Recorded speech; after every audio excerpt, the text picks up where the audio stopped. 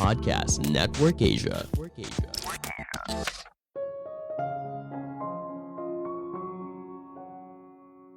Membuat rencana alternatif itu artinya kamu tidak percaya kalau rencana awalmu bakal berhasil. Tapi apakah benar? Halo semuanya, nama saya Michael. Selamat datang di podcast saya, Sikutu Buku. Kali ini saya akan membahas apakah punya rencana alternatif itu buruk. Arnold Schwarzenegger yang dikenal sebagai juara dunia binaraga, aktor atau mantan politisi mengatakan kalau dirinya membenci rencana alternatif. Bagi dia, ketika kamu membuat rencana alternatif, maka kamu sudah punya mindset kalau kamu akan gagal. Padahal banyak orang sukses bisa berhasil karena mereka tidak punya rencana alternatif. Mereka fokus mengejar rencana awal mereka hingga menjadi kenyataan. Tapi di sisi lain, bagaimana bila kamu tidak punya rencana alternatif? Bagaimana bila apa yang kamu rencanakan dengan matang, ternyata muncul hal yang tidak terduga lalu menghancurkan semuanya? Bukankah rencana alternatif menjadi penting? Sebelum kita mulai, buat kalian yang mau support podcast ini agar terus berkarya, caranya gampang banget. Kalian cukup klik follow. Dukungan kalian membantu banget supaya kita bisa rutin posting dan bersama-sama belajar di podcast ini.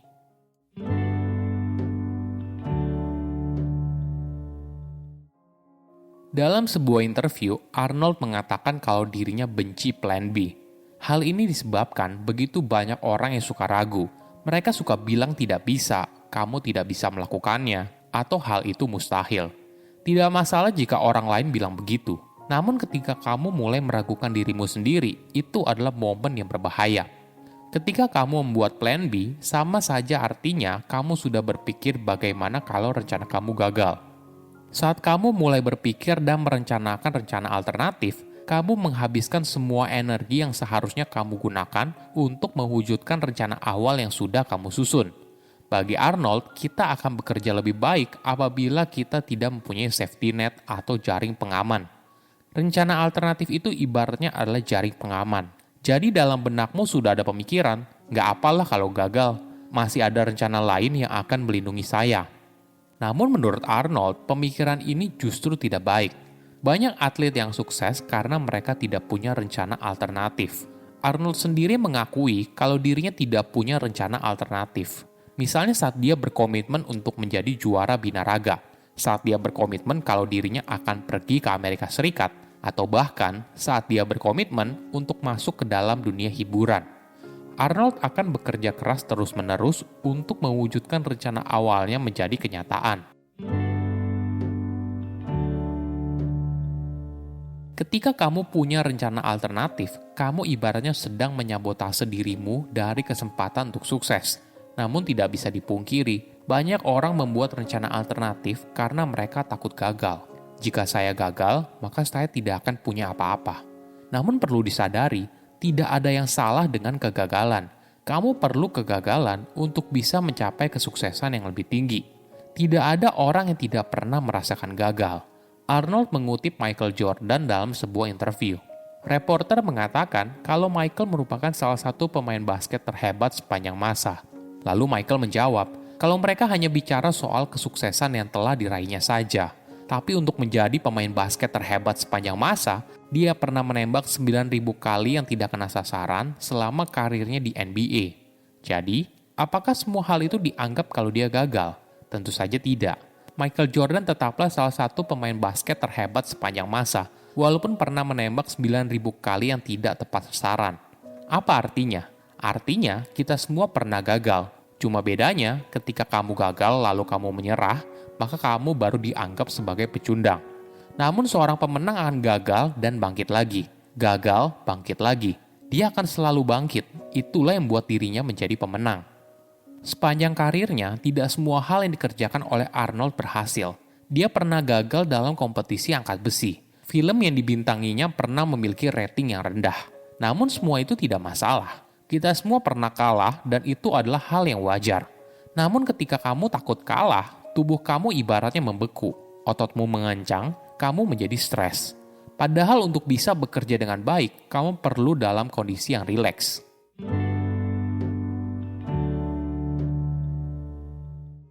Ada perspektif yang berbeda. Bagaimana kalau rencana alternatif itu justru penting? Apa jadinya apabila kamu tidak punya rencana alternatif? Oke, kita bahas satu persatu ya. Apa sih rencana alternatif? Jadi, rencana alternatif adalah serangkaian langkah yang kamu ambil apabila sesuatu yang tidak terduga muncul. Tentu saja dalam hidup tidak ada yang pasti. Kita pasti mengalami banyak ketidakpastian. Apa yang kita rencanakan sekarang belum tentu berhasil 100%. Misalnya kita yang sedang merencanakan untuk pesta di luar ruangan, tapi bagaimana bila hujan? Apakah ada rencana alternatifnya?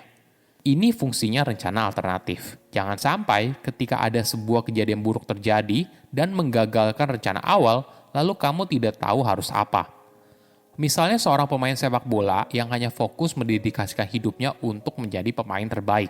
Namun di tengah karirnya, tiba-tiba saja dia mengalami kecelakaan sehingga dia terpaksa harus mengakhiri karir sepak bola.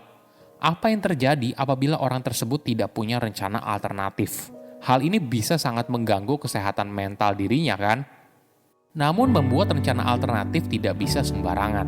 Ada beberapa tips yang bisa kamu praktekkan. Pertama, identifikasi.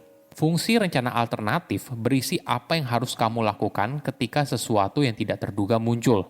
Kamu bisa memulainya dengan memprediksi resiko, apa yang mungkin salah, seberapa besar kemungkinan hal itu bisa terjadi. Apakah kamu bisa mempersiapkannya dari sekarang? Beberapa pertanyaan ini penting sebagai titik awal dalam buat rencana alternatif. Kedua, buat prioritas. Dari apa yang sudah kamu tulis di tahap pertama, coba susun resiko yang sudah kamu tulis berdasarkan dampaknya dan juga kemungkinan peristiwa itu terjadi. Semakin tinggi dampak dan kemungkinan hal itu terjadi, maka hal itu akan jadi prioritas utama. Misalnya begini, kamu mau buat rencana pesta di luar ruangan. Nah, seberapa besar kemungkinan untuk hujan? Apakah sekarang sedang musim hujan? Bagaimana kondisi cuaca beberapa hari terakhir? Pertanyaan ini bisa membantu kamu dalam menentukan skala resikonya.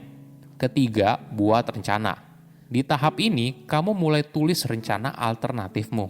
Kamu juga harus realistis atas sumber daya yang kamu miliki, atau mungkin ada yang perlu kamu selesaikan dulu sebelum mengerjakan kegiatan tersebut, dan sebagainya.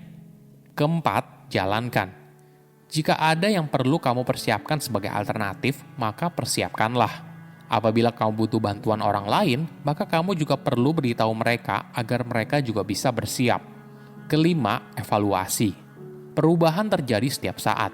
Agar rencana alternatifmu bisa bermanfaat, maka kamu perlu melakukan evaluasi secara berkala dan buat penyesuaian apabila dibutuhkan. Seiring waktu, resiko yang awalnya kamu pikir sangat besar dan mungkin terjadi, ternyata bisa saja tidak. Tapi resiko yang awalnya kamu anggap kecil, malah itu yang kejadian. Sesuaikan dengan situasi yang kamu alami dan jadilah lebih fleksibel. Bagaimana menurut kamu? Apakah punya rencana alternatif itu bermanfaat atau tidak? Saya undur diri, jangan lupa follow podcast Sikutu Buku. Bye-bye. Pandangan dan opini yang disampaikan oleh kreator podcast, host, dan tamu tidak mencerminkan kebijakan resmi dan bagian dari podcast Network Asia. Setiap konten yang disampaikan mereka di dalam podcast adalah opini mereka sendiri dan tidak bermaksud untuk merugikan agama, grup etnik, perkumpulan, organisasi, perusahaan, perorangan, atau siapapun dan apapun.